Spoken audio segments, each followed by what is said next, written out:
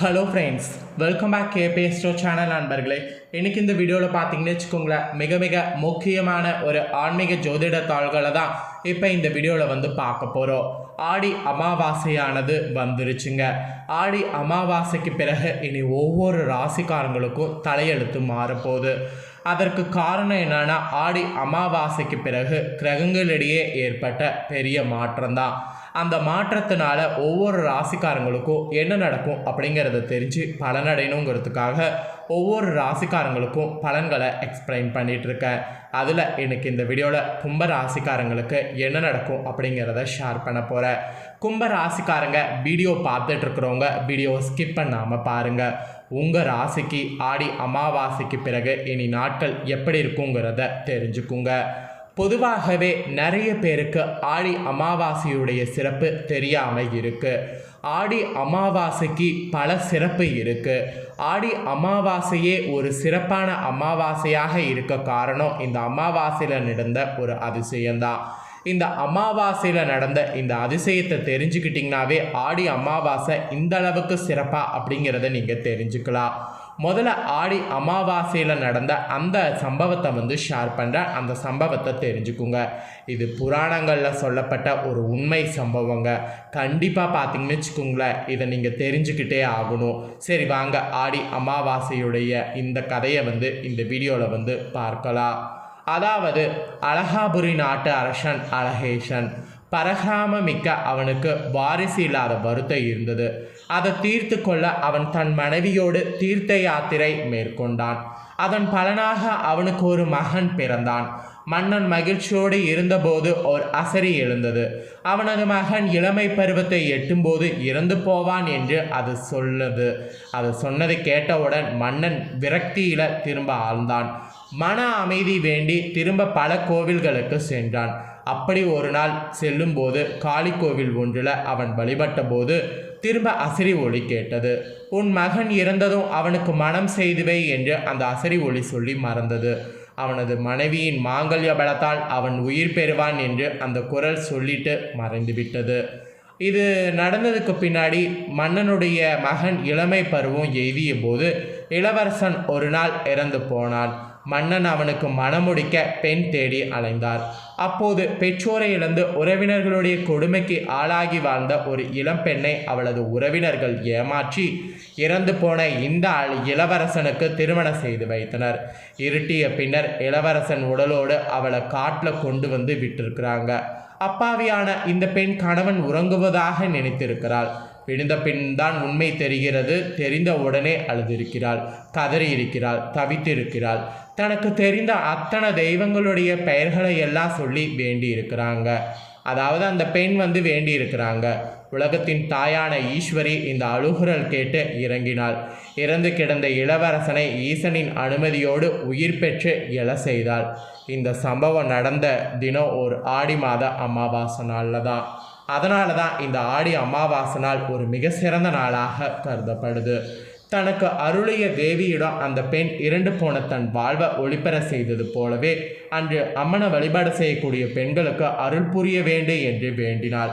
மகிழ்ந்த அம்பிகை ஆடி மாத அமாவாசைக்கு பிறகு இந்த கதையை படித்துவிட்டு பெண்களுக்கு மஞ்சள் குங்குமம் உள்ளிட்ட மங்கள பொருட்களை உரியவர்களுக்கு தந்து தன்னை வழிபடக்கூடியவங்களுக்கு சுமங்கலித்துவம் நிலைக்கும் என்றும் இல்லத்தில் அஷ்டலட்சுமி கடாட்சி நிலவு எனவும் சொல்லி மறைந்தாங்க. அதனால தான் இந்த ஆடி அமாவாசை ரொம்ப முக்கியமான அமாவாசையாக கருதப்படுது.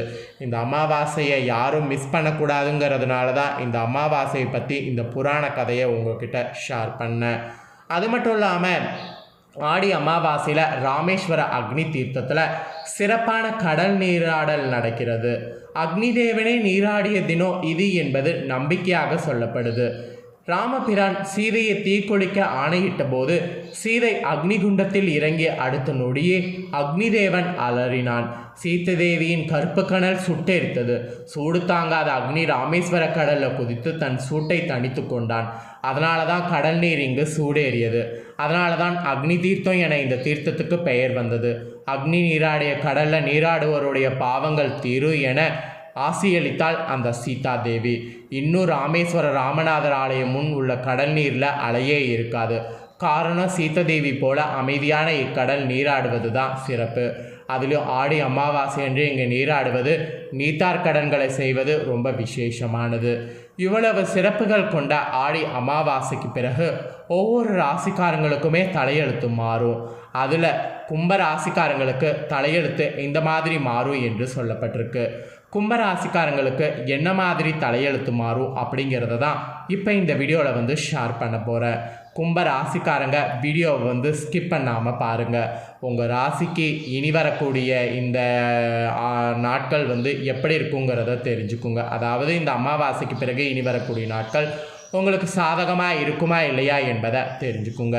கும்ப ராசியில் பிறந்த அன்பர்களுக்கு பொதுவாக பருத்த உடலோடு கம்பீரமான தோற்றம் கொண்டவர்களாக இருப்பீங்க. இப்படி இருக்கக்கூடிய உங்களுக்கு இந்த அமாவாசைக்கு பிறகு மெதுவான செய்கைகள் இருக்கணும். மெதுவான செய்கைகளும் பார்ப்பதற்கு ரொம்ப பவ்யமாக உடையவராகவும் தெரியணும். அப்படி நீங்கள் தெரியறது தான் உங்களுக்கு நல்லது.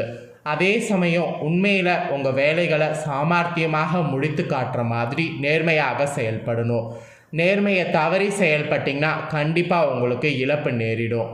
அதனால் நேர்மையை பார்த்தீங்கன்னு வச்சுக்கோங்களேன், இழக்காமல் செயல்படணும். உண்மையாக நேர்மையாக செயல்படக்கூடிய பட்சத்தில் உங்களுக்கான சிறப்பு பலன்களை நீங்கள் நிச்சயமாக பெற்றிட முடியும். அதனால் இனி வரக்கூடிய நாட்கள் உண்மையாக நேர்மையாக செயல்படுங்க. உங்களுக்கு சிறப்பு பலன்களாக இன்னும் நிறைய பலன்கள் சொல்லப்பட்டிருக்கு. அந்த பலன்களை எல்லாம் ஷேர் பண்ணுறேன். அந்த பலன்களை எல்லாமே தெரிஞ்சுக்குங்க. உத்தியோகத்தில் உங்களுக்கு நினைத்து நீங்கள் செய்யக்கூடிய காரியங்கள் சக்ஸஸ் ஆகும். அப்படி நீங்கள் செய்யக்கூடிய காரியம் எதுவாக இருந்தாலும் சக்ஸஸ் ஆகும். இப்போ இடமாற்ற வேணும்னு நீங்கள் முயற்சி பண்ணுறீங்களா, சக்ஸஸ் ஆகும். இடமாற்ற வேணான்னு நினைக்கிறீங்களா, வேணான்னு இருக்கும். இப்படி நீங்கள் என்ன நினைக்கிறீங்களோ, நீங்கள் நினைக்கிறது உங்கள் அலுவலகத்தில் உங்களுக்கு கிடைக்கும். இது மட்டும் கிடைக்கிறது உங்களுக்கு மகிழ்ச்சியை பார்த்தீங்கன்னு வச்சுக்கோங்களேன், தத்தளிக்க செய்யும். இதில் ஒரு சுவாரஸ்யமான விஷயம் என்னென்னா, குடும்பத்தை விட்டு பிரிந்து வேறு ஊர்களுக்கு சென்று பணிபுரிவதற்கு ஆசைப்பட்டிங்கனாலும் நடக்கும், இல்லை வேணான்னு நினச்சாலும் வேணாங்கிற மாதிரி இருக்கும். வீட்டை விட்டு பிரிகிறோமோ அப்படிங்கிற மாதிரி வருத்தப்பட்டிங்கனாவே நீங்கள் பிரியறதுக்கு உண்டான சான்ஸ் உங்களுக்கு இருக்காது. நீங்கள் என்ன நினைக்கிறீங்களோ அதுதான் உங்களுக்கு உத்தியோகத்தில் கிடைக்கும். அதனால் நினைத்தபடி நடக்கக்கூடிய இந்த நாட்களை கரெக்டாக யூஸ் பண்ணிக்கோங்க. இது உத்தியோகத்தில் இருக்கக்கூடிய கும்பராசிக்காரங்களுக்கு சொல்லப்பட்டிருக்கு. மெயினாக கவர்மெண்டில் இருக்கக்கூடிய கும்பராசிக்காரங்களுக்கு இது சொல்லப்பட்டிருக்கு.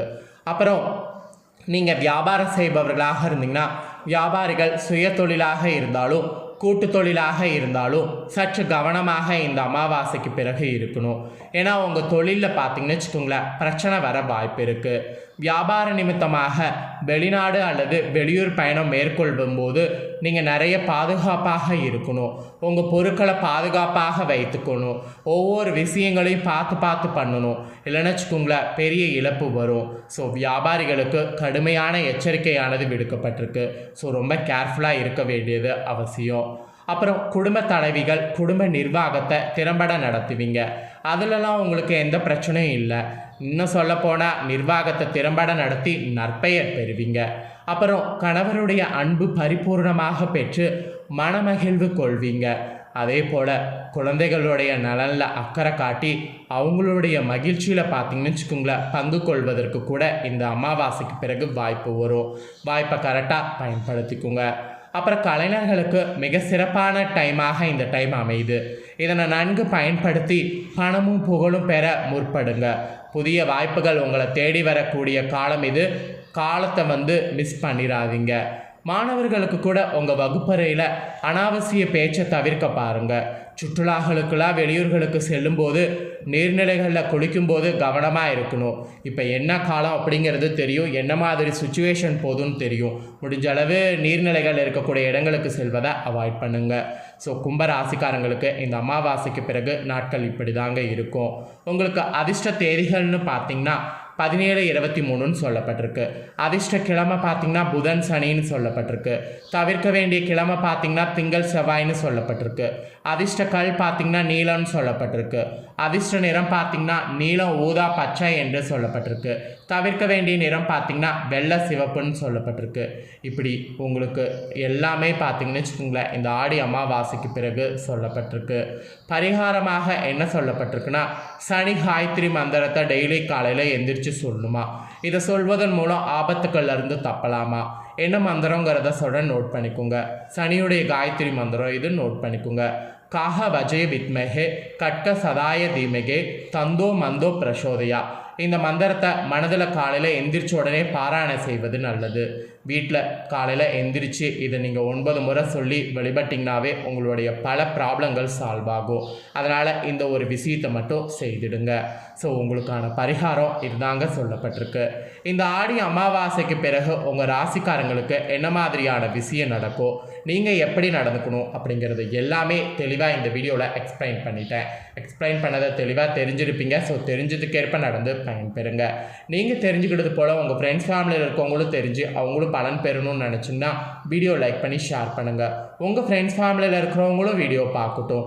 கண்டிப்பாக கும்பராசிக்காரங்களாக இருந்தாங்கன்னா இந்த தாள்களை தெரிஞ்சு இதற்கேற்ப நடந்து பலனடையட்டும். மேலும் இதே போல் புதிய அப்டேட்டான நிறைய வீடியோ நம்ம சேனலில் போடப்படும். அது எல்லாத்தையுமே உடனுக்குடனே தெரிந்து கொள்ள மறக்காமல் நம்ம சேனலை சப்ஸ்கிரைப் பண்ணலாம். சப்ஸ்கிரைப் பண்ணி பெல் பண்ண ப்ரெஸ் பண்ணுங்கள்.